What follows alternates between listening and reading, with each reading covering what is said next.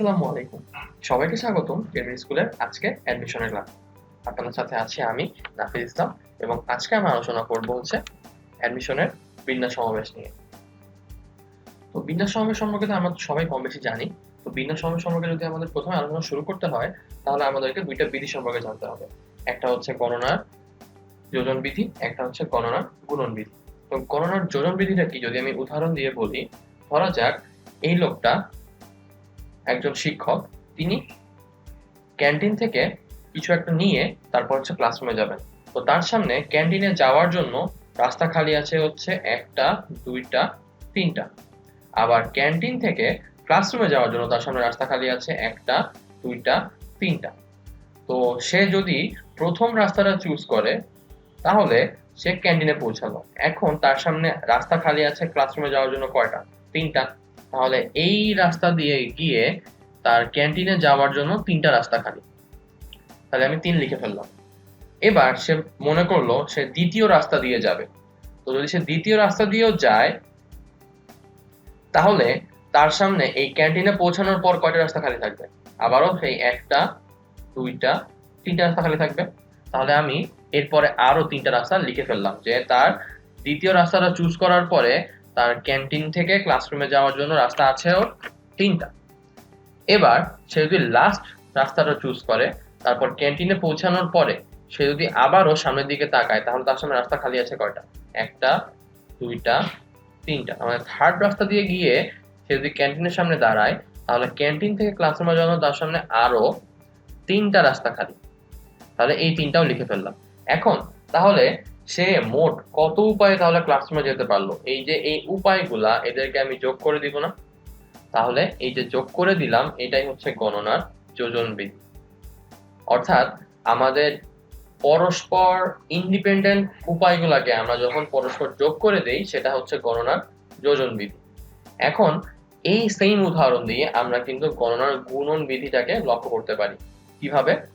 এই শিক্ষক যদি প্রত্যেকবারই ক্যান্টিন হয়েই ক্লাসরুমে যেতে চায় তাহলে তার ক্যান্টিনে আসার যে রাস্তাগুলা আর ক্যান্টিন থেকে যাওয়ার যে রাস্তাগুলা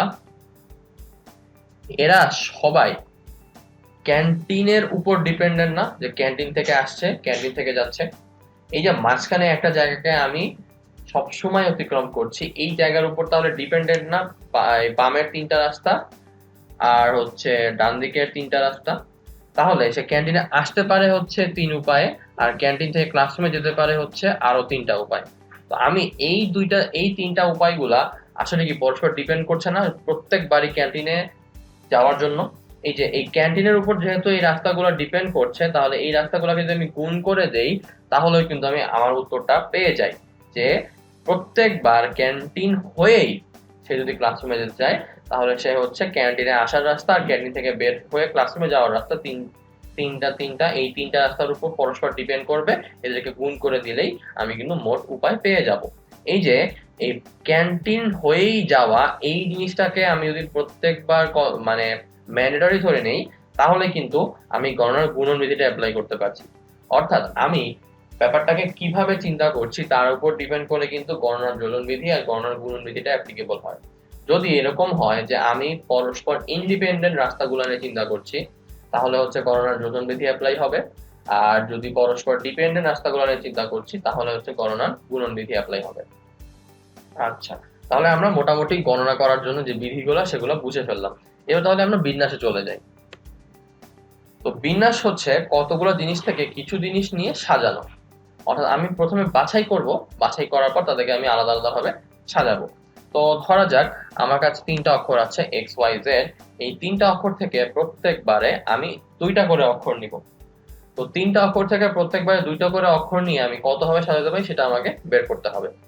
তো আমি যদি তিনটা করে অক্ষর থেকে দুইটা করে অক্ষর নেই তাহলে আমি ফার্স্টে এক্স কে চুজ করলাম, ঠিক আছে? তো এক্স কে চুজ করলে আমি এক্স ওয়াই লিখতে পারি। যেহেতু সাজানো তাহলে ওয়াই কে সামনে এনেও কিন্তু আরো একটা নতুন সাজ হয়। আবার ওয়াই জেড লিখতে পারি, আবার জেড কে সামনে এনেও কিন্তু আরো একটা নতুন সাজ হয়।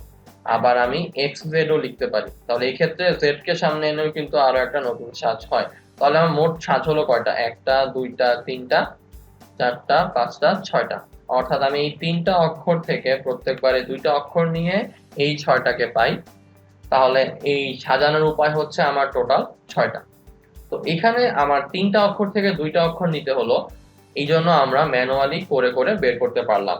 কিন্তু যদি আমাকে 3টা অক্ষর না দিয়ে বলতো ইংরেজি বর্ণমালার 26টা অক্ষর থেকে প্রত্যেকবার আমি 2টা করে অক্ষর নিব, তাহলে সেক্ষেত্রে ব্যাপারটা অনেক বেশি টায়ারসাম হয়ে যেত না?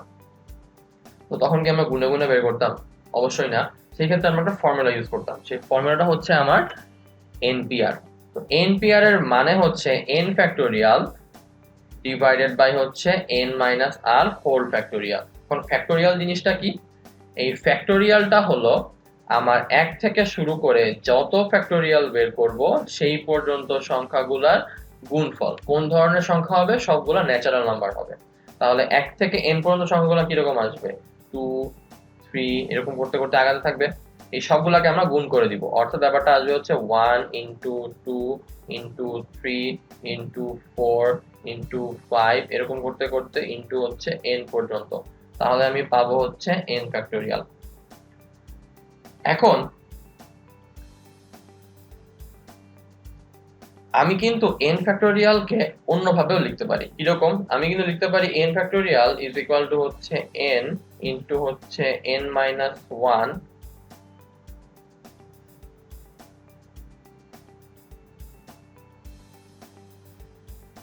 ইনটু হচ্ছে আমার n মাইনাস 2 ইনটু হচ্ছে এরকম করে আগাতে থাকবে। তাহলে কত পর্যন্ত যাবে? 1 পর্যন্ত যাবে। কিভাবে হলো ব্যাপারটা? এই যে আমরা এখানে n টা লিখেছিলাম, n এর আগের নাম্বারটা আসলে কি? n minus 1। তার আগের নাম্বারটা আসলে কি? n minus 2। তাহলে এই দুইটা সংখ্যা আসলে n এর আগে আছে না? তাহলে এখানে আমরা আসলে কি করলাম? আমরা প্রথমবারে হচ্ছে 1 থেকে শুরু করে n পর্যন্ত গুণ করেছি। এবার জাস্ট পিছন থেকে গুণটা দেখালাম। তো আমি সামনে থেকে গুণ করি আর পিছন থেকে গুণ করি, ব্যাপারটা সেম না? ওকে।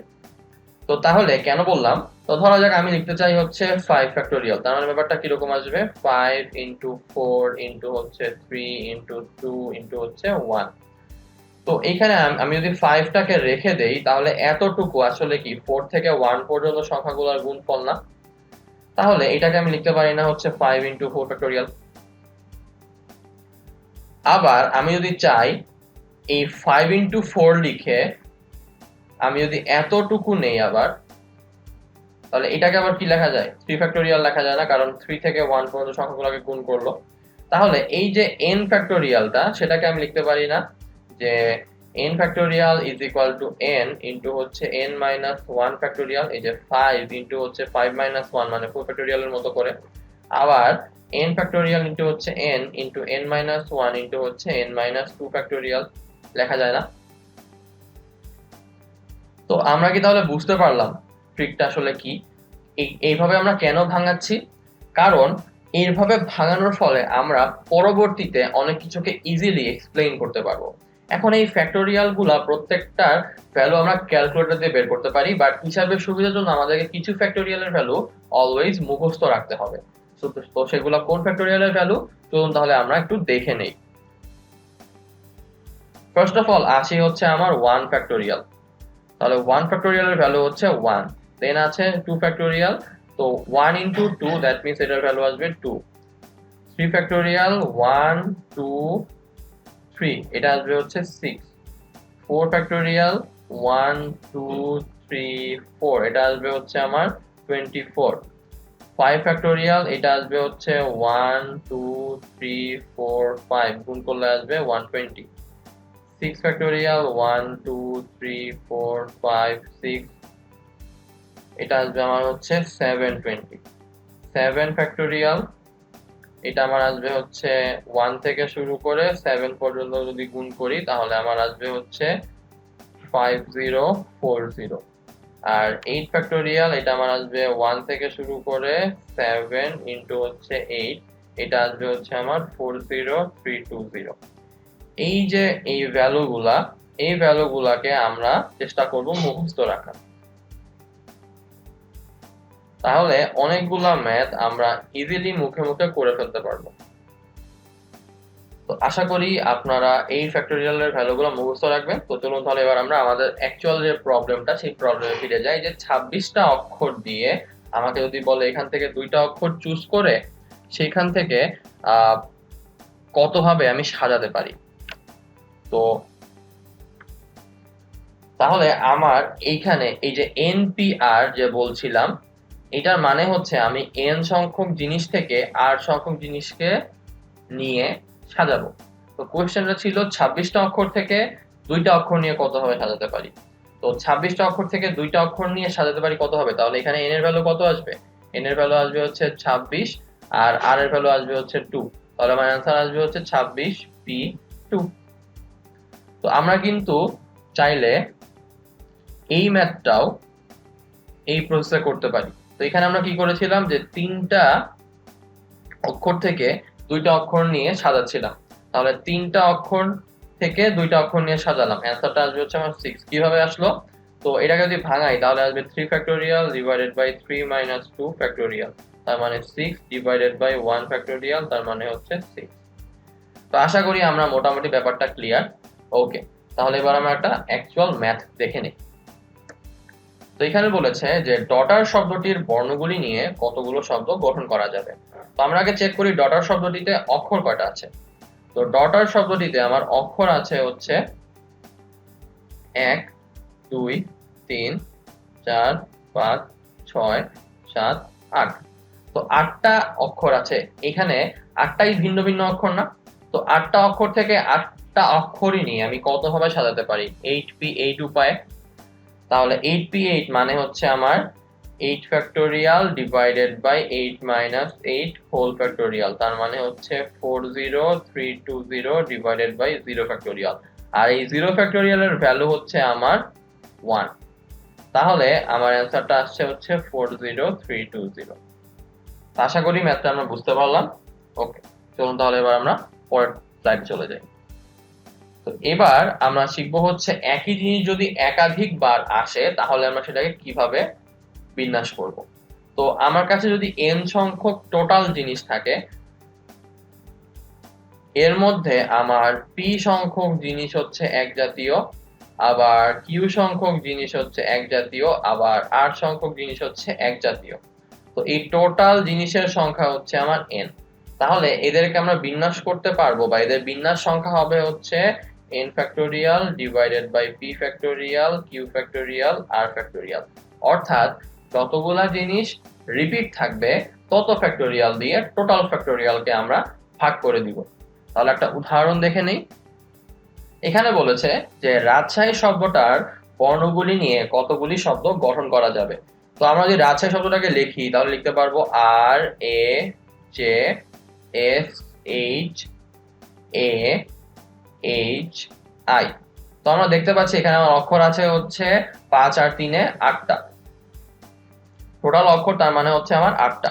কিন্তু টোটাল অক্ষরের সাথে ক্যাচটা হচ্ছে এখানে আমার 2টা রিপিট আছে, যে এই যে 2টা A আর 2টা H হচ্ছে আমার রিপিট। তো তাহলে এখানে আমার n এর ভ্যালু বুঝতে পারছি যে ইজিলি 8 হবে, আর n এর ভ্যালু যেহেতু 8 হচ্ছে তাহলে রিপিট গুলাকে আমি এখানে ইনকর্পোরেট করে দিতে পারবো না। তাহলে আমার অ্যান্সারটা কি রকম আসবে, টোটাল ফ্যাক্টোরিয়াল ডিভাইডেড বাই হচ্ছে 2 ফ্যাক্টোরিয়াল 2 ফ্যাক্টোরিয়াল। তো তাহলে আমরা দেখে ফেলি অ্যান্সারটা কি রকম ছিল। এই যে অ্যান্সারটা আমার ঠিক আছে। তাহলে আমার টোটাল অ্যান্সারটা এখানে হচ্ছে 8 factorial divided by 2 factorial 2 factorial. তো আশা করি ম্যাথটা আমরা বুঝতে পারলাম। ওকে, তাহলে এবার আমরা পরেরটা চলে যাই।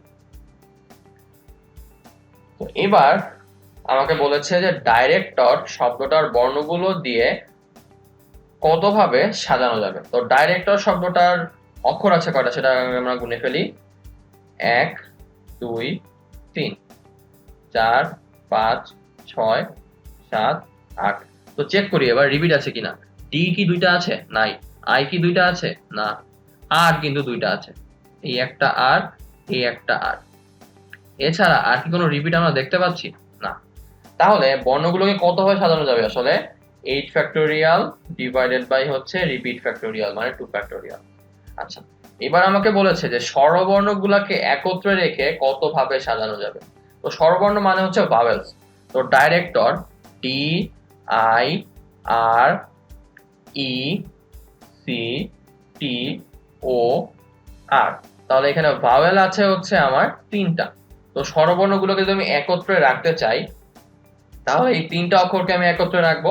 তাহলে আমার টোটাল অক্ষর ছিল হচ্ছে 8টা। 8টা থেকে তাহলে আমার 3টা অক্ষর কমে গেল, কিন্তু 3টা অক্ষর কমে গিয়ে তো আমার একটা অক্ষর আবার যুক্ত হলো, তাই না? তাহলে টোটাল +1, তার মানে আমার অক্ষর হচ্ছে এখন 6টা। তো 6টা অক্ষর নিজেদের মধ্যে কত ভাবে সাজবে? 6 ফ্যাক্টোরিয়াল উপায়ে সাজবে। এখন 6 ফ্যাক্টোরিয়াল উপায়ের মধ্যে আবার দুইটা আর আছে না রিপিটেড, তাহলে ডিভাইডেড বাই করে দিব হচ্ছে আমি 2 ফ্যাক্টোরিয়াল। আর এই যে আমার 3টা স্বরবর্ণ, এটা তো একটা স্ট্যাক করে রেখেছিলাম, তাই না? এটা নিজের মধ্যে আবার চেঞ্জ হবে না, তাহলে ইনটু হচ্ছে আমার 3 ফ্যাক্টোরিয়াল। ইনটু কেন করলাম? কারণ ধরা যাক এরকম একটা আমি বিন্যাস পেলাম, D C T R R I E O. এই D C T R R same রেখে আমি কিন্তু এখানে ই আই ও লিখতে পারতাম, ও ই আই ও লিখতে পারতাম। তাহলে এইটার একটা সার্টেইন বিন্যাসের জন্য এদের আবার আমার বিন্যাসগুলো চেঞ্জ হবে না। তাহলে একটার জন্য এভাবে চেঞ্জ হচ্ছে, তাহলে এতগুলার জন্য কত ভাবে চেঞ্জ হবে? গুণ করে দিব, অর্থাৎ ডিপেন্ডেন্সি চলে আসতেছে। এই কারণে অ্যান্সারটা হচ্ছে 6 factorial divided by 2 factorial into হচ্ছে 3 ফ্যাক্টোরিয়াল। আচ্ছা, এবার আমাকে বলেছে যে এদের কতগুলোতে স্বরবর্ণগুলো একত্রে থাকবে না। তো স্বরবর্ণগুলোকে একত্রে করার বিন্যাসটা বের করে ফেললাম। আবার টোটাল বিন্যাসটা আমি এখানে জানি, তাহলে জাস্ট বিয়োগ করে দিলেই না থাকাটা চলে আসবে। তাহলে অ্যান্সারটা হচ্ছে 8 factorial divided by 2 factorial minus 6 factorial divided by 2 factorial into হচ্ছে আমার 3 ফ্যাক্টোরিয়াল। ওকে, পরেরটায় যাই। তো পরেরটায় বলেছে এদের কতগুলোতে স্বরবর্ণগুলা ক্রম পরিবর্তন করবে না। তো যেহেতু বলেছে ক্রম পরিবর্তন করা যাবে না, তাহলে আমরা ব্যাপারটাকে একটু অন্যভাবে চিন্তা করব। ক্রম পরিবর্তন মানে হচ্ছে যার পরে যে আছে তারপরে সেই থাকবে। তো আমাকে বলেছে যে স্বরবর্ণগুলোর ক্রম পরিবর্তন করা যাবে না এখানে। তাহলে আমরা দেখতে পাচ্ছি যে প্রথমে আসে হচ্ছে আমার আই, তারপরে আসে হচ্ছে আমার ই, তারপরে আসে হচ্ছে আমার ও। তার মানে আমি এই স্বরবর্ণগুলোকে যেভাবেই বিন্যাসের মধ্যে ফেলি না কেন, আমার প্রথমে আই কেই আসতে হবে, তারপরে ই কেই আসতে হবে, তারপরে ও কেই আসতে হবে। এটা একটা ঝামেলা না? তাহলে এটাকে আমরা কিভাবে মিটিগেট করি? আমরা ধরে নেই এই সবগুলো দেখতে একই রকম, আইডেন্টিক্যাল। ধরা যাক এই সবগুলাকে আমি ধরে নিলাম হচ্ছে এ এর মতো দেখতে। তাহলে আমি যদি এইখানে লিখি এ, এখানে লিখি এ, এখানে লিখি এ, তারপর যদি এদেরকে আমি একটু চেঞ্জ করে দেই, ধরা যাক আমি D A R A C T এ আর লিখলাম, দেন আমি লিখলাম হচ্ছে ডি আর এ সি এ টি এ আর, দেন আমি লিখলাম হচ্ছে D R A T A A C আর।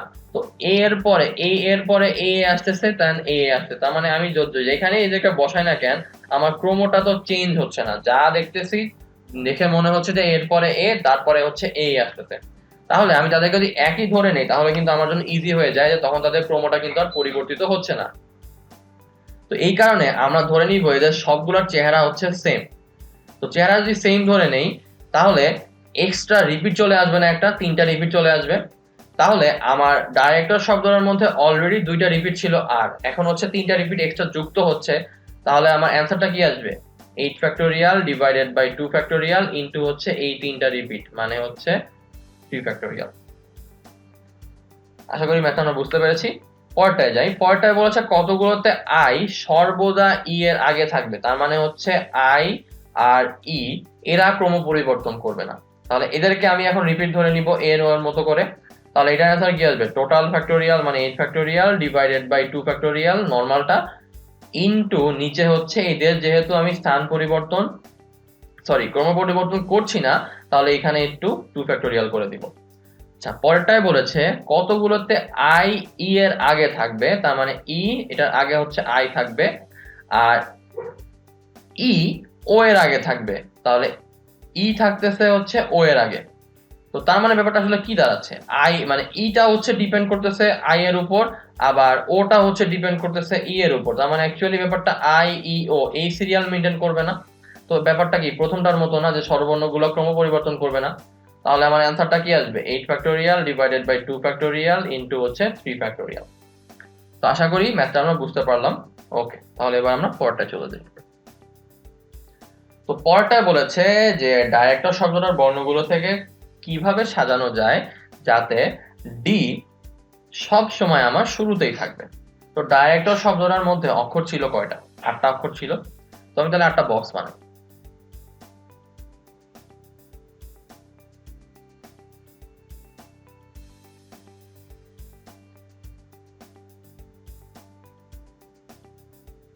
তো 8টা বক্সের মধ্যে আমাকে বলে দিয়েছে যে ডি সব সময় সামনেই থাকবে। তাহলে এখন আমার বক্স খালি আছে কয়টা? 7টা।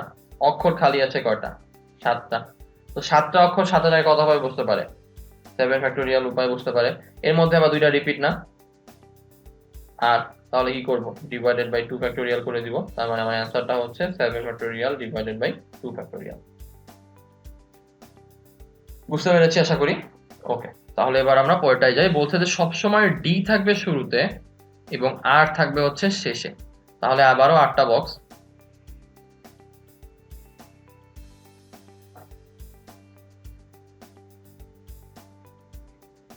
তো আমাকে বলেছে ডি থাকবে হচ্ছে শুরুতে আর আর থাকবে হচ্ছে শেষে। তাহলে মাঝখানে আমার অক্ষর মানে বক্স কয়টা আছে? 6টা। আমার অক্ষর বাকি আছে কয়টা? 6টা। তো 6টা জায়গায় 6টা অক্ষর কত হবে বুঝতে পারে? 6 ফ্যাক্টোরিয়াল উপায়। এখানে কি আর কোনো রিপিট আছে? আপাত দৃষ্টিতে মনে হতে পারে রিপিট আছে, কিন্তু রিপিট কিন্তু নাই, কারণ ডি কে যখন এখানে বসাই দিছি ডি আমাদের ইকুয়েশন থেকেই বাদ। আর কে যখন বসাই দিয়েছি তখন আরও ইকুয়েশন থেকে বাদ। তাহলে আর কি থাকে? I R E C T O. তো এদের মধ্যে কি আমি কোনো রিপিট দেখতে পাচ্ছি না? তাহলে কিন্তু এখানে ডিভাইডেড বাই 2 ফ্যাক্টোরিয়ালটা আমার আর হচ্ছে না। তাহলে অ্যান্সারটা হচ্ছে শুধুমাত্র 6 ফ্যাক্টোরিয়াল। পরটায় যাই। পরটায় বলেছে সবসময় ডি শুরুতে অথবা হচ্ছে আর শেষে থাকবে। আচ্ছা, তো এইটা একটু বুঝতে হবে। এখানে কিন্তু বলে দিয়েছে অথবা, মানে আমাকে দুইটা ক্রাইটেরিয়াই কিন্তু মেইনটেইন করতে হচ্ছে না যে ডি কে আর শুরুতে আর আরটাকে শেষেই রাখতে হবে, তাহলে কতগুলো বিন্যাস পাওয়া যাবে। তো যেহেতু আমাকে দুইটা ক্রাইটেরিয়া এখানে মেইনটেইন করতে হচ্ছে না, তাহলে আমরা জাস্ট ধরে নেই যে ফার্স্ট অফ অল আমি বের করব যে সবসময় ডি শুরুতে রেখে কতভাবে বিন্যাস করা যায়। তো সবসময় ডি শুরুতে রেখে বিন্যাসটা আমি কিন্তু জানি, 7 ফ্যাক্টোরিয়াল ডিভাইডেড বাই 2 ফ্যাক্টোরিয়াল। তাহলে এটাকে আমি ধরে নেই হচ্ছে, ধরা যাক পি অফ ডি। আর সবসময় আর শেষে রেখে বিন্যাস করা যায় কতভাবে সেটা কিন্তু আমরা জানি না। তাহলে আমরা আবার একটা 8টা বক্স বানিয়ে ফেলি। 1 2 3 4 5 6 7 8। তো আর কে এবার আমি সবসময় শেষে রাখলাম। তো তাহলে এখন আমার ঘর বাকি আছে হচ্ছে 7টা, অক্ষর বাকি আছে হচ্ছে 7টা। তাহলে আর কে শেষে রেখে কতভাবে আমরা সাজাতে পারি? 7 ফ্যাক্টোরিয়াল উপায়। তাহলে এটাকে আমি ধরে নিচ্ছি হচ্ছে পি অফ আর। আর ডি কে শুরুতে এবং আর কে শেষে রেখে কতভাবে বিন্যাস করা যায় সেটা কিন্তু আমরা বের করে ফেলেছি এখানে, যে 6 ফ্যাক্টোরিয়াল। তার মানে এটা হচ্ছে পি অফ ডি ইন্টারসেকশন আর। তো আমরা বের করব হচ্ছে অথবা, তার মানে হচ্ছে আমরা বের করব P of D union R. তো আমরা এ ইউনিয়ন বি এর ফর্মুলা পড়ে আসছিলাম না? কি ছিল? A plus P of B minus P of A intersection B. তাহলে এখানে কি আসবে? P of D plus P of R minus হচ্ছে পি ডি ইন্টারসেকশন আর। তার মানে হচ্ছে 7 factorial divided by 2 factorial plus 7 factorial minus হচ্ছে 6 ফ্যাক্টোরিয়াল। তাহলে আমার টোটাল অ্যান্সারটা চলে আসবে যে ডি শুরুতে অথবা আর শেষে রেখে কতভাবে বিন্যাস করা যায়। তো আশা করি ম্যাথটা আমরা বুঝতে পারলাম। ওকে, তাহলে এবার আমরা পরের স্লাইডে চলে যাই। তো পরেরটা বলেছে যে ডাইরেক্টর শব্দটির বর্ণগুলোকে কতভাবে সাজানো যায় যাতে প্রথমে ডি থাকবে কিন্তু আর যেন শেষে না থাকে। তাহলে আমরা তো 8টা অক্ষরে নিচ্ছি, তাই না? তাহলে এবার আমরা 8টা বক্স বানিয়ে ফেলি আবার আগের বারের মতো।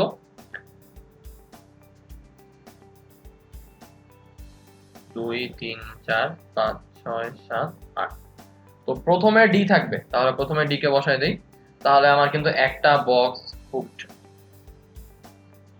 দেন আমার কাছে আর 7টা বক্স আছে, কিন্তু 7টা বক্সের মধ্যে ক্রাইটেরিয়াটা হচ্ছে লাস্ট বক্সে আর থাকবে না। তো লাস্ট বক্সে যদি আর না বসে তাহলে আমার অক্ষর আছে আর কয়টা? আই ই সি টি ও, 5টা অক্ষর আছে। তো 5টা অক্ষর থেকে যে কোনো একটা এখানে বসবে। তাহলে লাস্টের ঘরের জন্য এলিজিবল ক্যান্ডিডেট কয়জন? 5 জন। আর এই 5 জন থেকে একজনকে যদি আমি বসায় ফেলি, তাহলে আমার টোটাল অক্ষর ছিল 8টা, তার থেকে ডি চলে গেল আর যে কোনো একটা অক্ষর চলে গেল, থাকলে এখন আর কয়টা অক্ষর? 6টা অক্ষর। তাহলে এই 6টা অক্ষরটা মানে মাঝখানের এই 6টা জায়গায় বসবে। তো 6টা অক্ষর মাঝখানে 6টা জায়গায় কত উপায়ে বসতে পারে? 6 ফ্যাক্টোরিয়াল উপায়ে বসতে পারবে।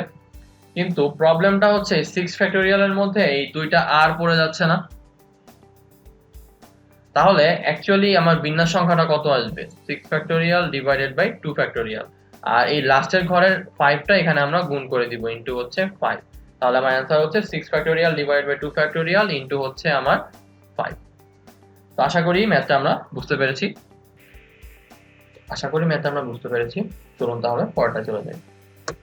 তো পরের টাইপটা হচ্ছে পুনর্বিন্যাস। তো পুনর্বিন্যাস মানে হচ্ছে, ধরা যাক আমি সাপোজ এইরকম নিলাম যে পিআর,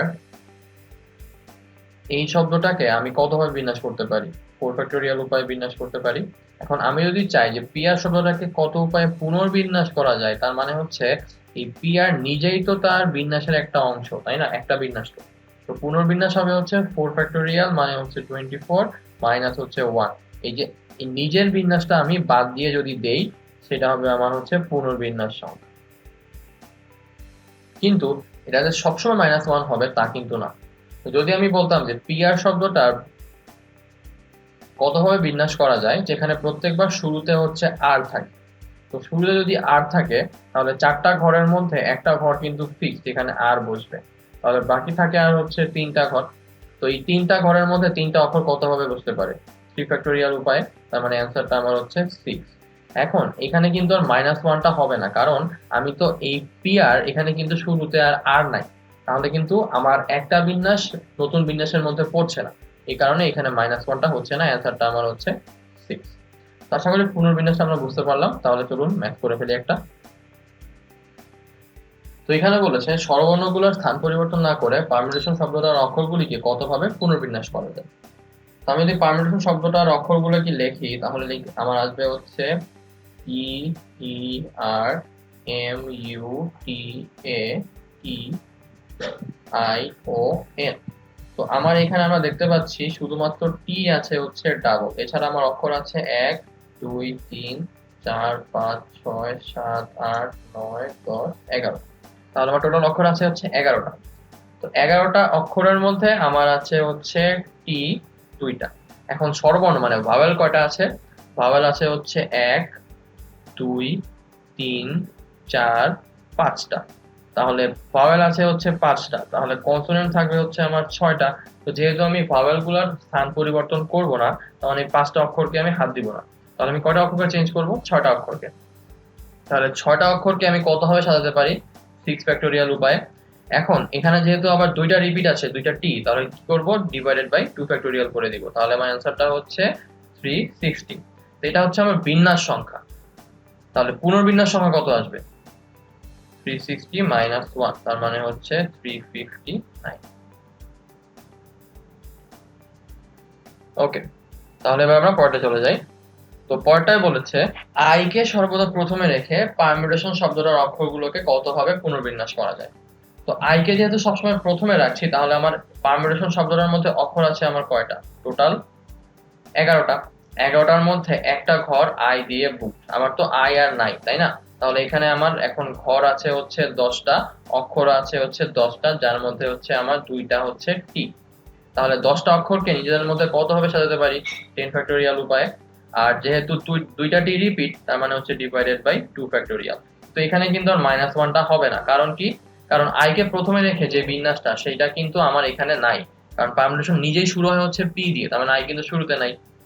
কিন্তু আগের ম্যাথে যখন আমরা বলেছিলাম যে স্বরবর্ণগুলোর স্থান পরিবর্তন করব না, তাহলে পারমুটেশন নিজেই তো একটা বিন্যাস ছিল, যেখানে আমার ই ইউ এ আই ও এরা নিজেরা নিজেদের জায়গায় ফিক্স ছিল, এই কারণে হচ্ছে -1 করেছি। আর এখানে হচ্ছে সেম কারণেই -1টা করব না। তাহলে আমার অ্যান্সার আসবে হচ্ছে 10 ফ্যাক্টোরিয়াল ডিভাইডেড বাই 2। তো আশা করি ম্যাথটা আমরা বুঝতে পেরেছি। চলুন তাহলে এবার পরেরটায় চলে যাই। তো পরের ম্যাথটা বলেছে গণিতের 5টা, পদার্থবিজ্ঞানের 2টা সরি, পদার্থবিজ্ঞানের 3টা আর রসায়নের 2টা বইকে একটা তাকে সাজানো আছে। এদেরকে নতুন করে কতভাবে সাজানো যেতে পারে যাতে একই বিষয়ের বইগুলা এক জায়গায় থাকবে। তো একই বিষয়ের বই যদি এক জায়গায় থাকে তাহলে এখানে বিষয় আছে কয়টা? একটা হচ্ছে আমার ফিজিক্স, একটা হচ্ছে আমার কেমিস্ট্রি, একটা হচ্ছে আমার ম্যাথ। তার মানে হচ্ছে 3টা বিষয়। তাহলে 3টা বিষয়ের বইগুলোকে আমি 3টা আলাদা আলাদা বক্স চিন্তা করলাম। এটা হচ্ছে আমার ফিজিক্সের বক্স, এটা হচ্ছে আমার কেমিস্ট্রির বক্স, এটা হচ্ছে আমার ম্যাথের বক্স। তো এখন আমাকে বলেছে আমার ফিজিক্সের হচ্ছে 3টা বই আছে, তাহলে 3 ধরনের 3টা বই। ম্যাথের হচ্ছে আমার 5টা বই আছে, তাহলে 5 ধরনের 5টা বই। আর কেমিস্ট্রি হচ্ছে আমার 2টা বই আছে, তাহলে 2 ধরনের 2টা বই। তো 3 ধরনের 3টা বইকে আমি কতভাবে সাজাতে পারি? 3 ফ্যাক্টোরিয়াল উপায়। 2 ধরনের 2টা কেমিস্ট্রি বইকে কতভাবে সাজাতে পারি? 2 ফ্যাক্টোরিয়াল উপায়। আর 5 ধরনের 5টা ম্যাথের বইকে কতভাবে সাজাতে পারি? 5 ফ্যাক্টোরিয়াল উপায়। তাহলে যেহেতু একই তাকে সাজাচ্ছি তাহলে এদেরকে নিজের মধ্যে আমি গুণ করে দিব। আবার যেহেতু আমার টাইপ ভিন্ন রাখতে হবে, তার মানে এই যে 3টা টাইপ, এই 3টা টাইপ আমার নিজের মধ্যে সাজবে না, কত উপায়ে সাজবে? 3 ফ্যাক্টোরিয়াল উপায়ে সাজবে। তাহলে আমার অ্যান্সারটা হচ্ছে 6 ইন্টু 2 ইন্টু হচ্ছে 120, এই টোটালটার সঙ্গে এই 3 ফ্যাক্টোরিয়ালটা গুণ করে দিব, তার মানে ইন্টু হচ্ছে 6। তাহলে আমার আসবে হচ্ছে 6 2 12, 12 12 1 440 ইন্টু হচ্ছে 6। তাহলে 6 4 24, 6 2 24 আর হচ্ছে 2, তার মানে 26, 2 6 1 6 2 8 8640। এত উপায়ে বিন্যাস করা যাবে। তো আমি কিন্তু কোশ্চেনটা খেয়াল করলে দেখতে পাচ্ছি এখানে বলেছে একটা তাকে অলরেডি সাজানো আছে। তো যেহেতু আমাকে নতুন করে সাজাতে বলছে তাহলে এটা কি একটু পুনর্বিন্যাসের কনসেপ্টে যাবে না? তার মানে অ্যান্সারটা হবে হচ্ছে -1, তার মানে হচ্ছে 8639। আশা করি ম্যাথটা আমরা বুঝতে পেরেছি। ওকে, তাহলে এবার আমরা পরেরটা চলে যাই। তো পরের টাইপটা হচ্ছে আমার সংখ্যা গঠন।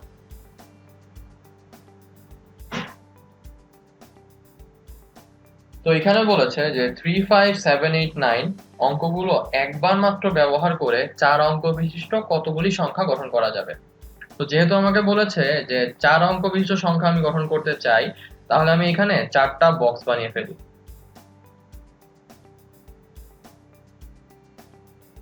এখন আমার কাছে অঙ্ক আছে হচ্ছে 3 5 7 8 9, অর্থাৎ 5টা অঙ্ক। তো 5টা অঙ্কের মধ্যে যদি আমি 5টা অঙ্ক ইউজ করি, তো আমাকে তাহলে প্রথম ঘরের জন্য আমার এলিজিবল ক্যান্ডিডেট কয়জন, মানে আমি প্রথম ঘরে অ্যাকচুয়ালি এই অঙ্কগুলোর মধ্যে কাদেরকে বসাতে পারবো? যে কোনো কাউকে বসাতে পারবো। তাহলে প্রথম ঘরের জন্য এলিজিবল ক্যান্ডিডেট হচ্ছে আমার 5টা। কোথাও জায়গায় আমি 3কে বসায় ফেললাম, তাহলে 3 বাদ। এবার সেকেন্ড ঘরের জন্য আমার এলিজিবল ক্যান্ডিডেট কয়জন? 4 জন, তাহলে এখানে হচ্ছে 4 লিখলাম। তাহলে ধরা যাক আমি 8কে বসায় ফেললাম, তাহলে 8 বাদ।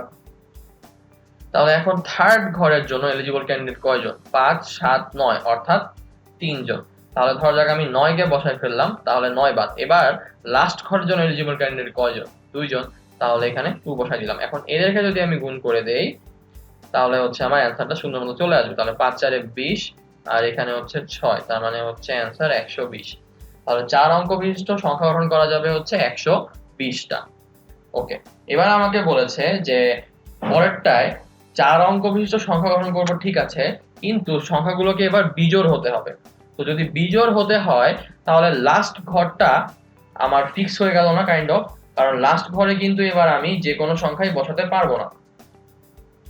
তো আমি যদি এবারও 4 অঙ্ক বিশিষ্ট সংখ্যার জন্য আমি একটা বক্স বানাই ফেলি, এখানে হচ্ছে 4টা ঘর আছে। তো এখন আমাকে বলেছে বিজোড় সংখ্যা গঠন করতে হবে, তাই তো? তো আমি পিছন থেকে এবার ফিল আপ করা শুরু করি। তো লাস্ট ঘরের জন্য এলিজিবল ক্যান্ডিডেট আমার কয়জন? 3 5 7 8 9। তো এখানে তো 8টা বসতে পারবে না, কারণ 8 হচ্ছে জোড়। তাহলে লাস্ট ঘরের জন্য এলিজিবল ক্যান্ডিডেট আমার হচ্ছে 4 জন। তো ধরা যাক আমি এবার এখানে থেকে 3কে বসায় ফেললাম। তাহলে এখন টোটাল আমার কতগুলা অঙ্ক বাকি? 1 2 3 4। তাহলে তার আগের ঘরে কয়টা বসতে পারবে? তাহলে 4টা। তাহলে এবার যদি আমি 7কে বসায় ফেলি তাহলে এর আগের ঘরে এবার কয়টা বসতে পারবে? 3টা। এবার যদি আমি 8কে বসায় ফেলি তাহলে এই ঘরের মধ্যে এবার কয়টা বসতে পারবে? 2টা। তাহলে আমার অ্যান্সার হচ্ছে 6 ইন্টু 4 24, 24 ইন্টু 4 হচ্ছে আমার 96। তার মানে হচ্ছে আমার অ্যাকচুয়ালি সংখ্যা গঠন পসিবল হচ্ছে 96টা। তো এবার আমাকে বলেছে 4 অঙ্ক বিশিষ্ট কতগুলা জোড় সংখ্যা গঠন করা যাবে। তো আবার আমি হচ্ছে 4টা বক্স বানায় ফেললাম। এবার যেহেতু জোড় সংখ্যা, তার মানে লাস্ট ঘরের জন্য এলিজিবল ক্যান্ডিডেট আগে বাছাই করতে হবে। লাস্ট ঘরের জন্য এলিজিবল ক্যান্ডিডেট কে? শুধুমাত্র হচ্ছে 8। তাহলে এবার বাকি আছে কে? 3 5 7 9। তাহলে এই ঘরের জন্য এলিজিবল ক্যান্ডিডেট কয়জন? 4 জন।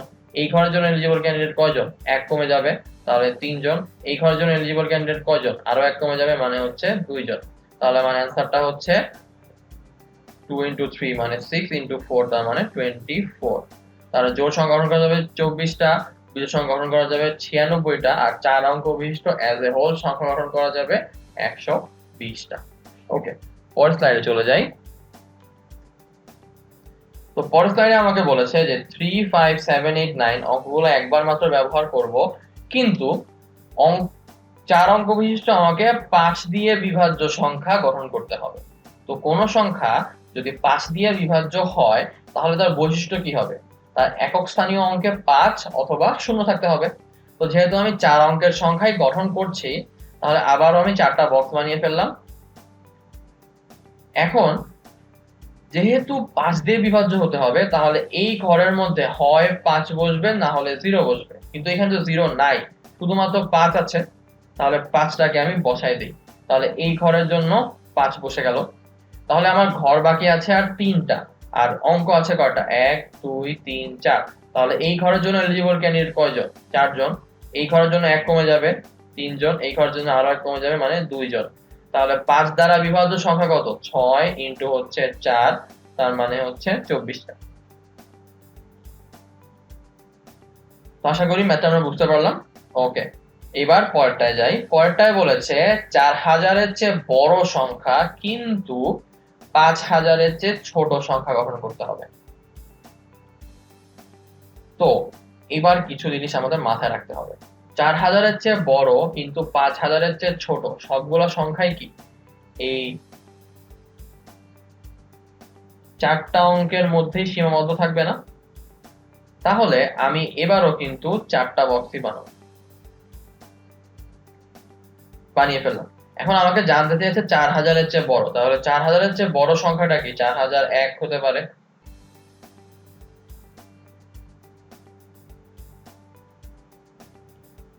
আবার আমাকে বলেছে যে 5000 এর থেকে ছোট সংখ্যাও হতে হবে। তো 5000 এর চেয়ে ছোট যদি সংখ্যাটা হয়, তাহলে সেই সংখ্যাটা কি হয়? 499 হওয়া লাগবে। তার মানে আইদার ওয়ে আমার শুরুর অঙ্কটা অ্যাকচুয়ালি 4 দিয়ে শুরু হতে হবে। কিন্তু সমস্যা কি? সমস্যাটা হচ্ছে আমার এখানে তো 4ই নাই।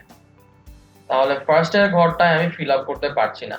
তো ফার্স্ট এর ঘরটা যদি ফিল আপ না করে সেকেন্ড ঘরের থেকে ফিল আপ করা শুরু করি, তাহলে অ্যাকচুয়ালি সংখ্যাটা কি 4 অঙ্কের হবে? না, 3 অঙ্কের হয়ে যাবে না?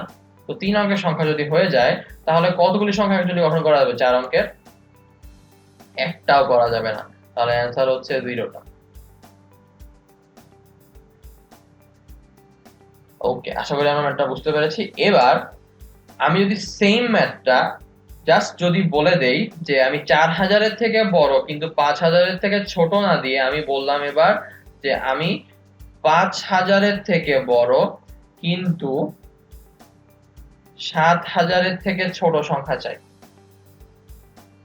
তো 5000 এর থেকে বড় কিন্তু 7000 এর থেকে ছোট সংখ্যা যদি আমি নিই, তাহলে অ্যাকচুয়ালি তারা শুরু হবে আগের বারের মতো কত দিয়ে? 5 দিয়ে শুরু হবে।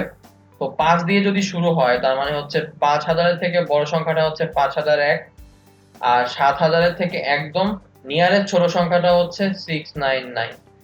তো তাহলে এই ক্ষেত্রেও তো 4টা ঘরই হচ্ছে। তাহলে আমি 4টা ঘর বানায় ফেলি। এখন যেহেতু 5000 দিয়ে শুরু হবে, তাহলে আমার একটা অ্যাডভান্টেজ হচ্ছে যে আমার প্রথম ঘরটার জন্য এলিজিবল ক্যান্ডিডেট হচ্ছে 5 অথবা 6। তো এখানে তো আর 6 নাই, তাহলে এখানে জাস্ট 5 বসে পড়লো। এখন এখানে আমার অঙ্ক আছে কি কি? 3 5 7 8 9। তো এর মধ্যে 5 তো বুকড। তাহলে এই ঘরের জন্য এলিজিবল ক্যান্ডিডেট কয়জন? 4 জন। আর এই ঘরের জন্য এলিজিবল ক্যান্ডিডেট 1 কমে যাবে, 3 জন। এই ঘরের জন্য এলিজিবল ক্যান্ডিডেট 1 কমে যাবে, মানে হচ্ছে 2 জন। তাহলে অ্যাকচুয়ালি আমার সংখ্যা কতগুলো হচ্ছে যারা 5000-এর থেকে বড় কিন্তু 7000-এর থেকে ছোট?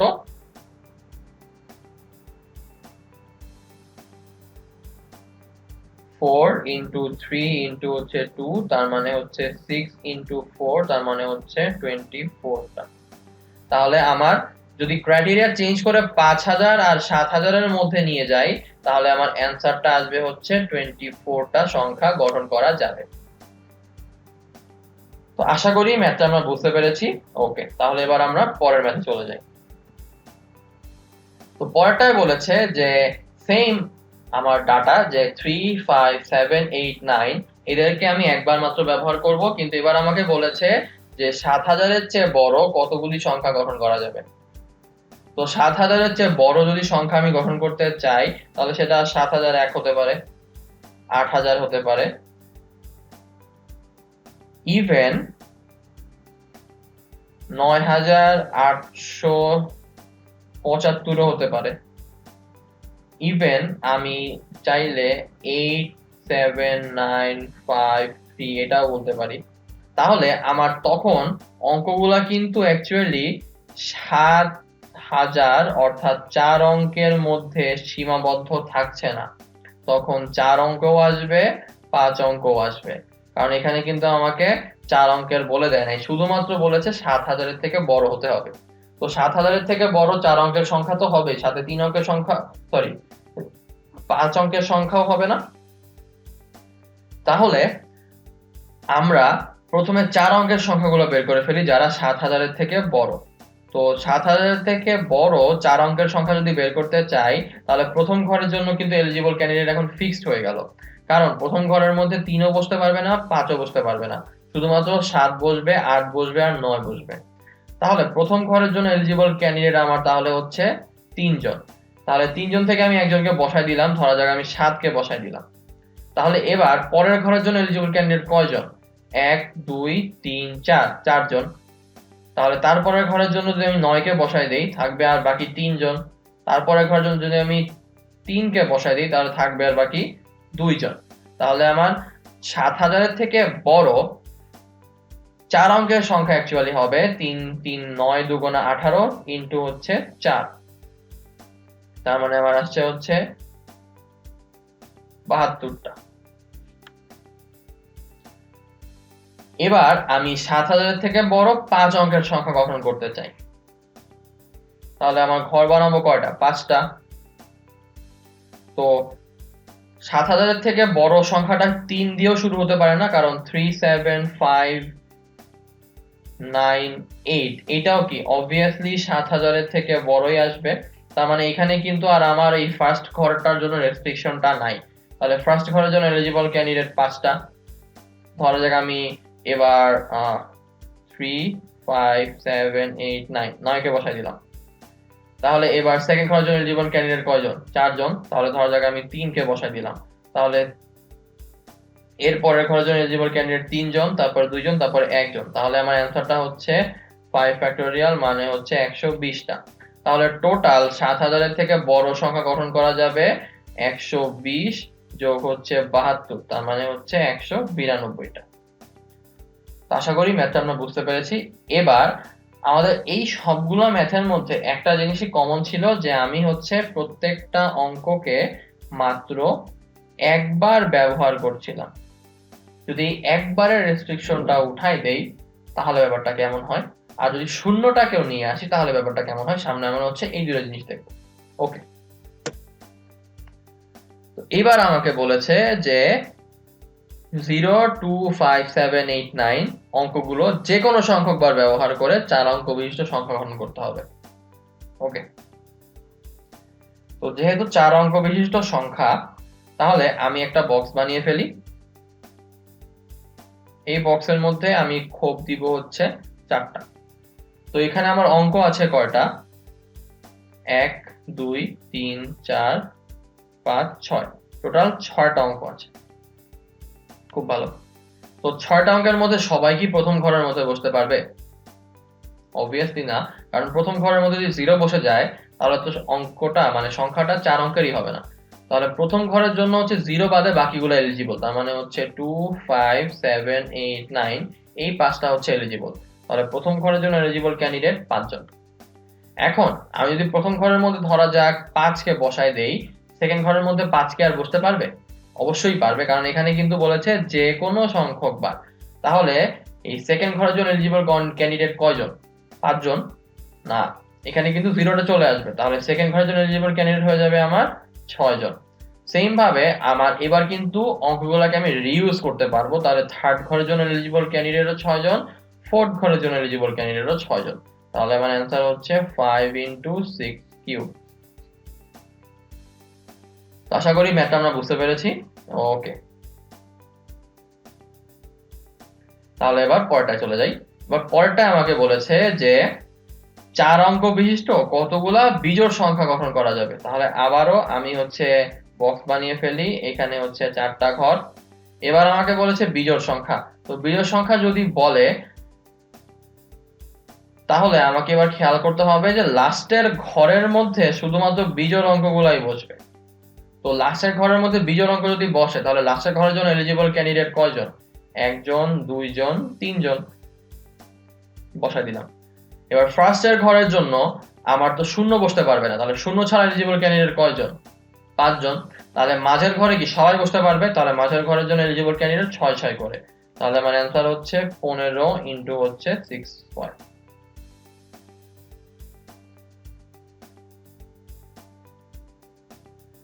ওকে,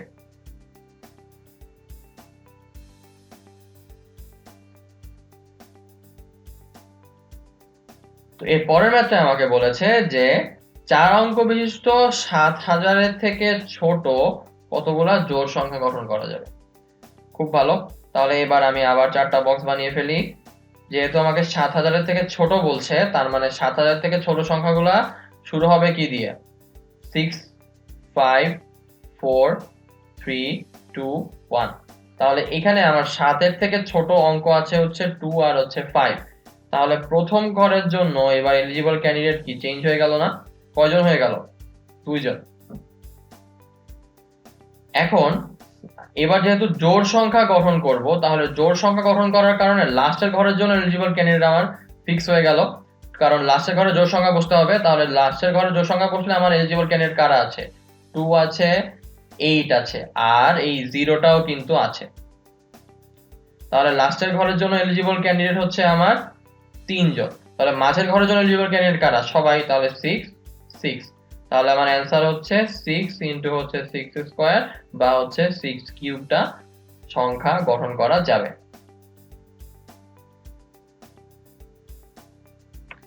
ওকে, তো আশা করি ম্যাথটা আমরা বুঝতে পেরেছি। চলুন তাহলে এবার আমরা পরেরটায় চলে যাই। আচ্ছা, তো এই ম্যাথটা আমাকে বলেছে যে 0 2 5 7 8 9 অঙ্কগুলো একবার মাত্র ব্যবহার করে 7000 এর থেকে বড় কতগুলো জোড় সংখ্যা গঠন করা যায়। তো যেহেতু আমাকে 7000 এর থেকে বড় জোড় সংখ্যা গঠন করতে হবে, তাহলে আমি 4 অঙ্ক বিশিষ্ট সংখ্যাও নিতে পারবো, 5 অঙ্ক বিশিষ্ট সংখ্যাও নিতে পারবো, 6 অঙ্ক বিশিষ্ট সংখ্যাও নিতে পারার কথা। তো তাহলে আগে 4 অঙ্ক বিশিষ্ট সংখ্যাটা বের করে ফেলি। তো আমার এখানে অঙ্ক আছে 0 2 5 7 8 আর 9। তো যেহেতু একবার মাত্র ব্যবহার করছি, তাহলে আমি ধরে নেই যেহেতু জোড় সংখ্যা, প্রথমে আমি লাস্টে হচ্ছে 0 বসাবো, তাহলে এটা বাদ। এবার আমি যদি ফার্স্টের ক্যান্ডিডেট গুলোকে চিন্তা করি, ফার্স্টের ক্যান্ডিডেট 7000 থেকে বড় হতে হলে আমার কিন্তু 2 আর 5 বসতে পারবে না, তাহলে 7 8 9 এর মধ্যে থেকে যে কোনো একজন বসবে। তাহলে ফার্স্টের ঘরের মধ্যে এলিজিবল ক্যান্ডিডেট 3 জন, তো ধরে নেই 8 বসে গেল। তাহলে পরের ঘরের জন্য এলিজিবল ক্যান্ডিডেট কয়জন? 1 2 3 4 4 জন, তারপরের ঘরের জন্য 3 জন। তাহলে আমার অ্যান্সারটা হচ্ছে 12 36 0 দিয়ে। এবার আমি বসাবো হচ্ছে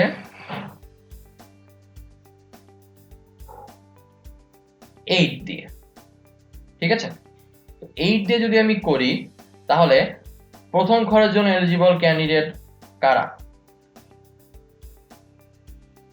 আমি জিনিসটাকে আরেকবার লিখি। যেহেতু আমি 8টাকে অলরেডি বসায় ফেললাম,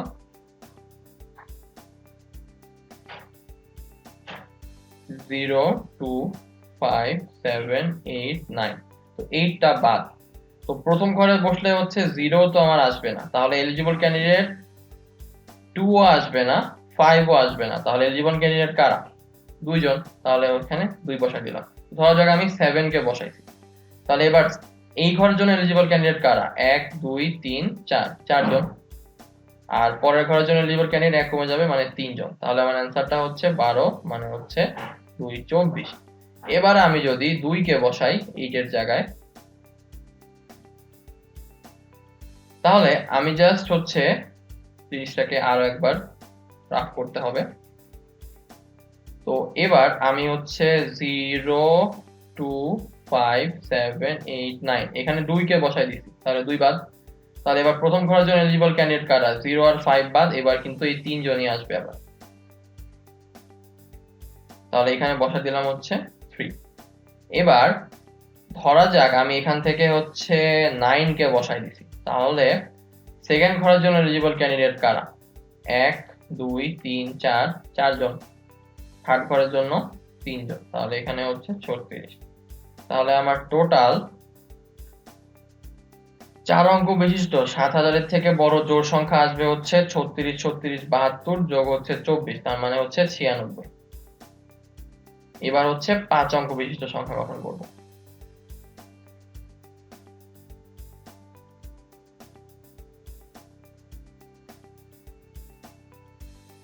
ওকে, তো যেহেতু জোড় সংখ্যা, এখানে জোড় অঙ্ক আছে হচ্ছে 0 2 আর হচ্ছে 8।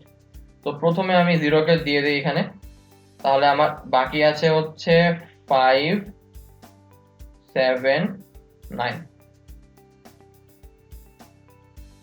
তো যেহেতু 0 কে বসায় ফেলছি, তাহলে 0 তো আর এখানে বসছে না। খুব ভালো। তাহলে 5টা অঙ্কের মধ্যে প্রথম ঘরের জন্য এলিজিবল ক্যান্ডিডেট কারা? যেহেতু 7000 এর থেকে বড়, এখন কিন্তু আর ওই ছোট বড় না দেখলেও চলবে, কারণ 2 দিয়ে শুরু সংখ্যাটাও 5 অঙ্কের হওয়ার কারণে 7000 থেকে বড়ই আসবে। তাহলে প্রথম ঘরের জন্য এলিজিবল ক্যান্ডিডেট আমার এখানে 5টা। তো ধরা যাক আমি 2 কে বসাই দিছি, তাহলে সেকেন্ড ঘরের জন্য এলিজিবল ক্যান্ডিডেট 4টা, ধরা যাক 7 কে বসাই দিছি। এরপর থার্ড ঘরের জন্য এলিজিবল ক্যান্ডিডেট 3টা, ফোর্থ ঘরের জন্য 2টা। তাহলে আমার অ্যান্সারটা হচ্ছে 5 4 20 ইনটু 3 60 ইনটু 2, মানে 120। ওকে, এবার হচ্ছে আমি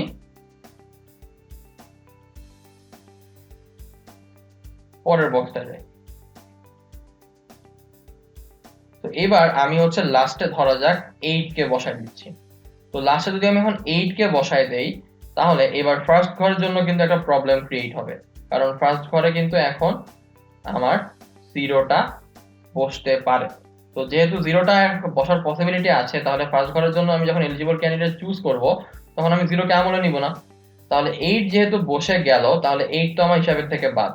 তাহলে বাকি আছে আর কয়টা? 4টা। তাহলে ফার্স্ট ঘরের জন্য এলিজিবল ক্যান্ডিডেট 4 জন। তাহলে এবার 0 ছাড়া, যদি 0 ছাড়া আমি ধরা যাক 5 কে বসায় দেই, তাহলে বাকি আছে আর কারা? বাকি আছে আর 4 জন। তাহলে সেকেন্ড ঘরের জন্য এলিজিবল ক্যান্ডিডেট 4 জন, থার্ড ঘরের জন্য তার মানে 3 জন, ফোর্থ ঘরের জন্য তার মানে 2 জন। তাহলে আমার আসবে হচ্ছে 4 4 16 ইনটু 2, মানে 32, 32 ইনটু 3, তার মানে আমার আসবে হচ্ছে 96। ওকে, এবার হচ্ছে আমি লাস্টে বসাবো 2 কে। তো লাস্টে যদি আমি 2 কে বসাই, তাহলে এটাও কাইন্ড অফ হচ্ছে 8 এর মতো জিনিসটা রিপিট করবে না? তো 2 কে যদি বুক করে দেই,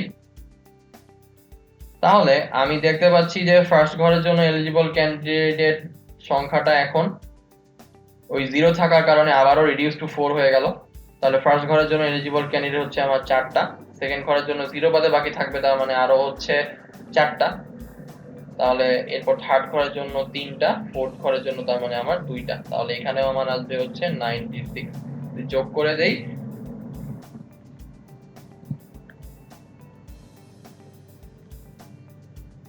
তাহলে আমার টোটাল আসবে হচ্ছে 312টা।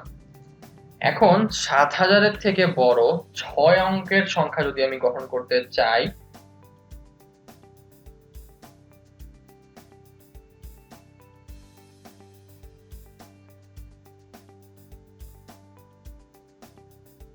তো 6 অঙ্কের সংখ্যার জন্য আমার প্রবলেমটা কে কে ক্রিয়েট করবে? 1 2 3 4 5 6, তাহলে 6টা ঘর হয়ে গেল।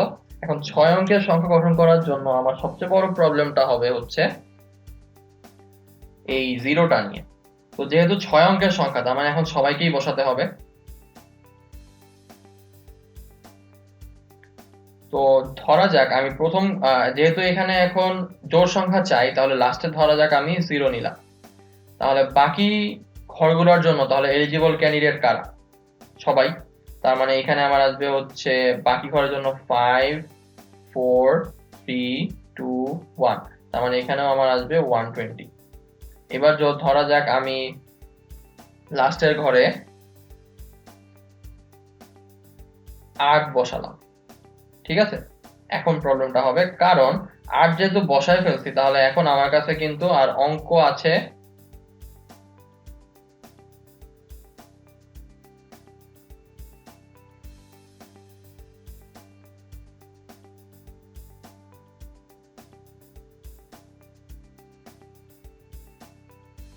5টা। তো এই 5টার মধ্যে প্রথম ঘরের মধ্যে 0 বসতে পারবে না, তাহলে অঙ্ক আছে আমার কয়টা? 4টা। তাহলে প্রথম ঘরের জন্য এলিজিবল ক্যান্ডিডেট 4 জন।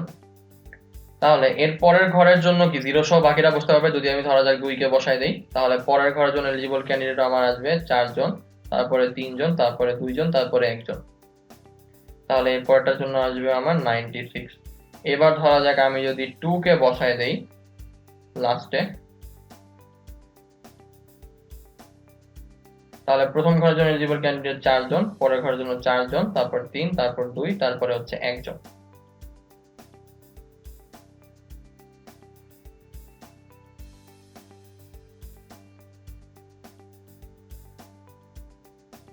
তাহলে আমার ব্যাপারটা আসছে এখানে হচ্ছে 96, তার মানে এখানে আসছে আমার 312। তাহলে আমার টোটাল সংখ্যা গঠন পসিবল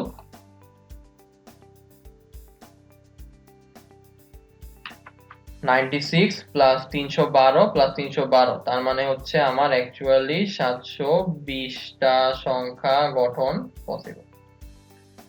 তো আশা করি ম্যাথটা আমরা বুঝতে পেরেছি।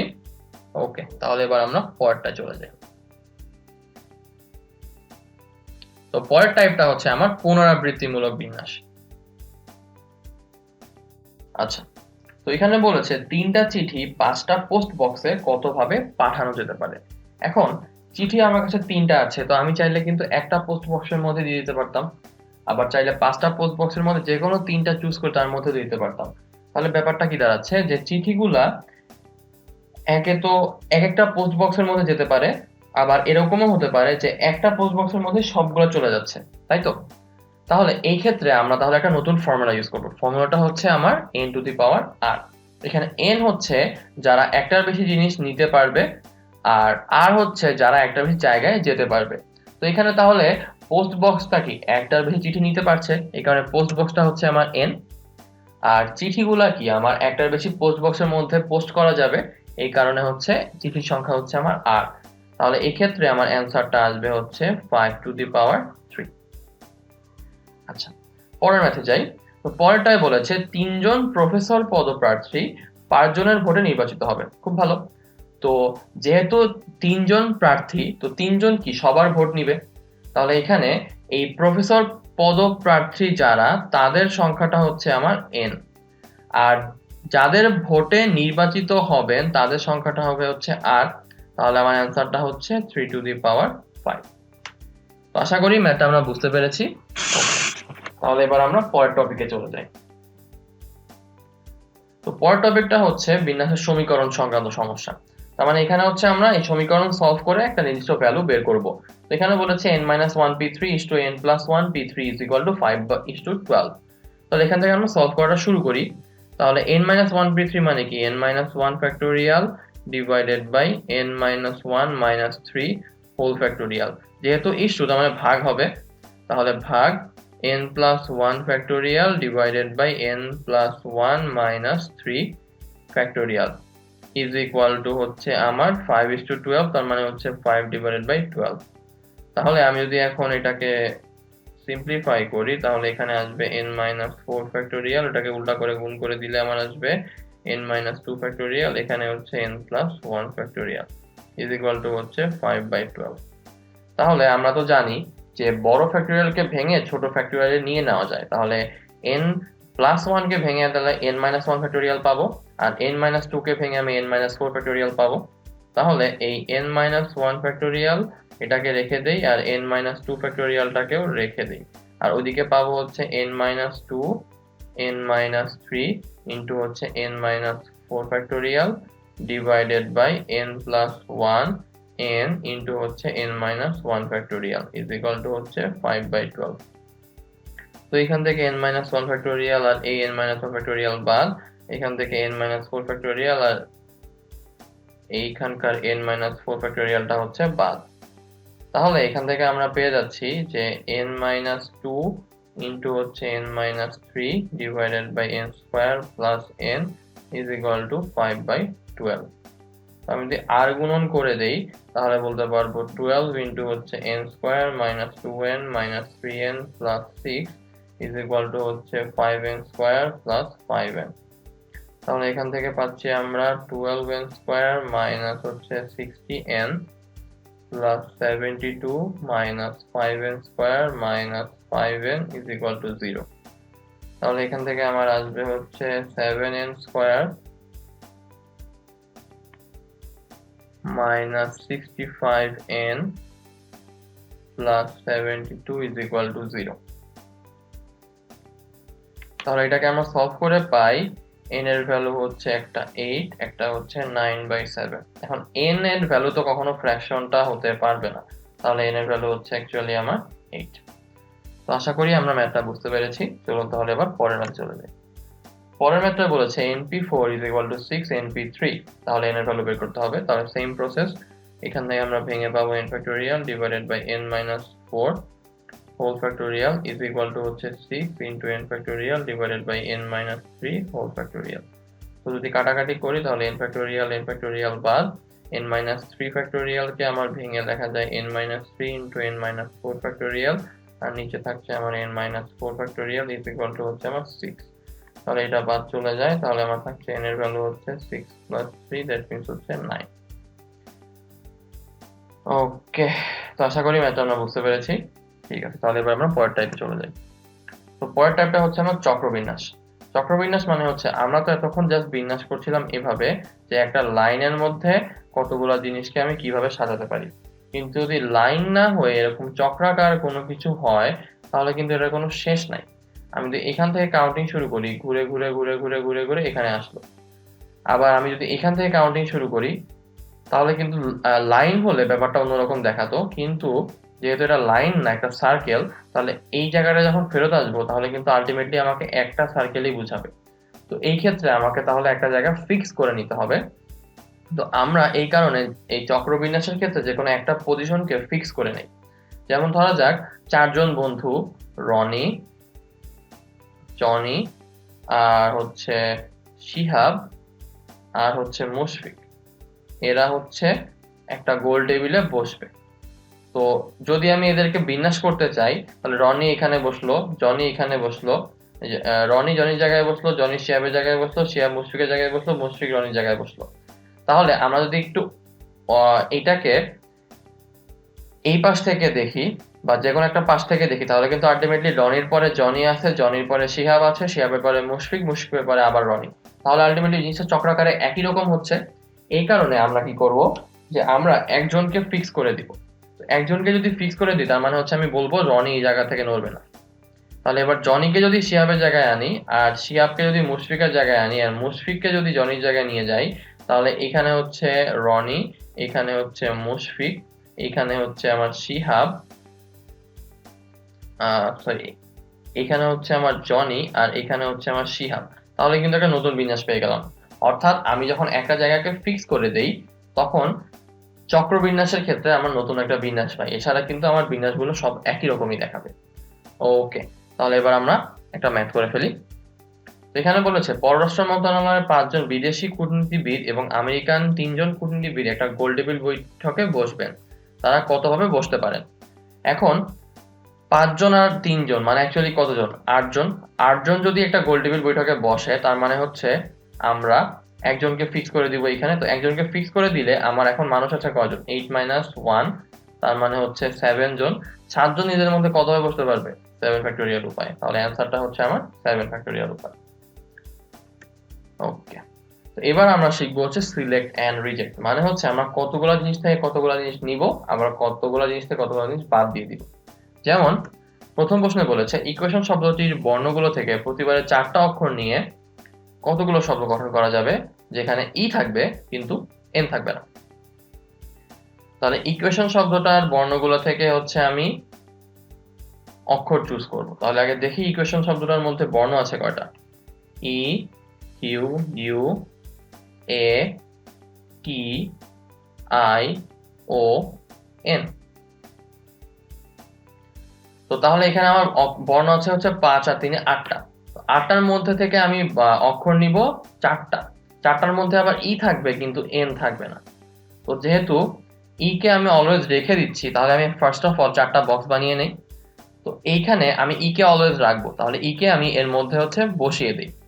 এখন বাকি আছে আমার ঘর কয়টা? 1 2 3টা। এই 3টা ঘরের মধ্যে থেকে আমাকে বসাতে হবে কাকে কাকে? 1 2 3 4 5 6টা। এই 6টা অক্ষরের মধ্যে থেকে 3টা অক্ষর আমাকে চুজ করতে হবে। তাহলে কতভাবে চুজ করতে পারি? 63 উপায়।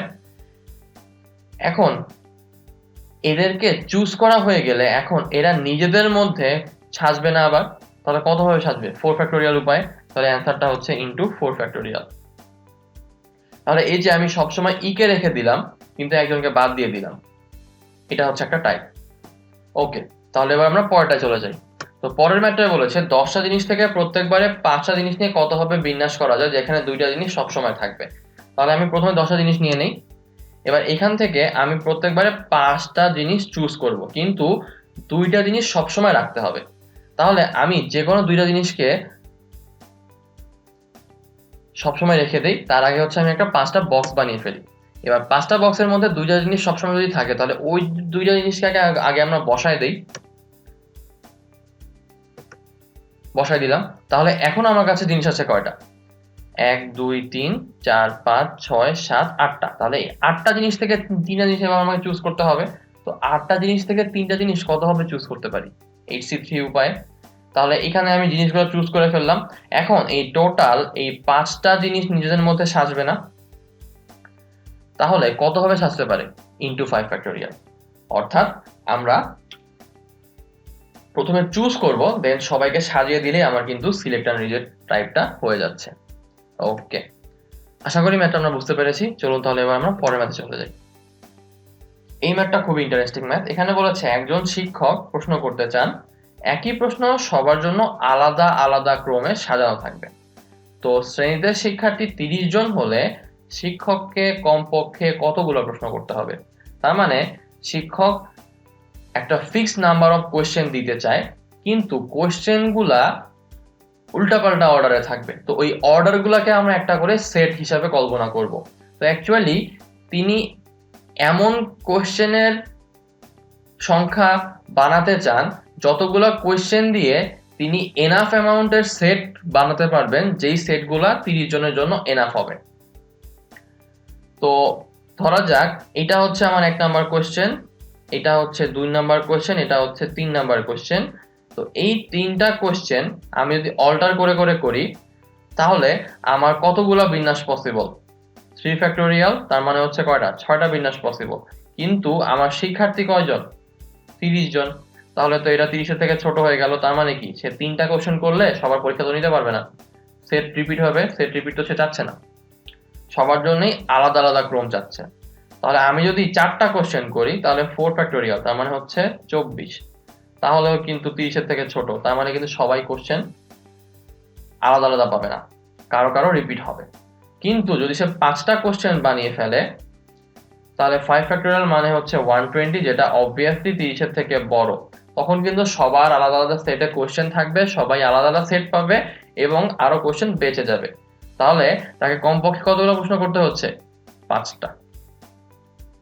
আশা করি ম্যাথটা আমরা বুঝতে পেরেছি। ওকে, চলুন তাহলে এবার পরেরটায় চলে যাই। তো পরেরটায় বলেছে 10 জন ছাত্র প্রত্যেকে প্রত্যেকজনকে একটা করে গোলাপ ফুল দিলে মোট কতগুলা গোলাপ ফুল লাগবে। এটা খুবই কমন সেন্সের একটা ম্যাথ। এখানে বলেছে আমার ছাত্র হচ্ছে 10 জন, তো আমি নাম্বারিং করে ফেলি ছাত্রদের 1 2 3 4 5 6 7 8 9 10। তো এখন একজন ছাত্র ধরে নিলাম সে সবাইকে ফুল দিবে, তাহলে ও একে ফুল দিল, একে একে একে একে একে একে একে এবং একে, তাহলে সে কয়টা ফুল দিবে? টোটাল 9টা ফুল দিবে। একইভাবে 2 নাম্বার জন যদি সবাইকে ফুল দেয় তাহলে সে কয়টা ফুল দিবে? 9টা। 3 নাম্বার জন 9টা, 4 নাম্বার জন 9টা, 5 নাম্বার জন 9টা, 6 নাম্বার জন 9টা, 7 নাম্বার জন 9টা, 8 নাম্বার জন 9টা, 9 নাম্বার জন্য 9টা, 10 নাম্বার জন্য 9টা। তাহলে আমার প্রত্যেকে যদি প্রত্যেককে ফুল দেয় টোটাল ফুল কয়টা লাগবে? এই সবগুলার যোগফল, তার মানে হচ্ছে 9 ইন্টু হচ্ছে 10, তার মানে হচ্ছে 90টা ফুল লাগবে। তো আশা করি ম্যাথটা আমরা বুঝতে পেরেছি। তো এরই সঙ্গে বিন্যাস পার্টটা আমরা এখানেই শেষ করে দিচ্ছি। আশা করি আমি যে টপিকগুলো কভার করেছি আপনারা খুব ভালোভাবে সেগুলো বুঝতে পেরেছেন। বেসিক্যালি এরকম টাইপের কোশ্চেনগুলাই আসে বিন্যাস থেকে। তো পরবর্তী ক্লাসে আপনাদের সঙ্গে আমার পুনরায় দেখা হচ্ছে। সেই পর্যন্ত সকলের সুস্থতা কামনা করে আমি নাফিজ ইসলাম আপনাদের থেকে আজকে এখানেই বিদায় নিচ্ছি। ধন্যবাদ।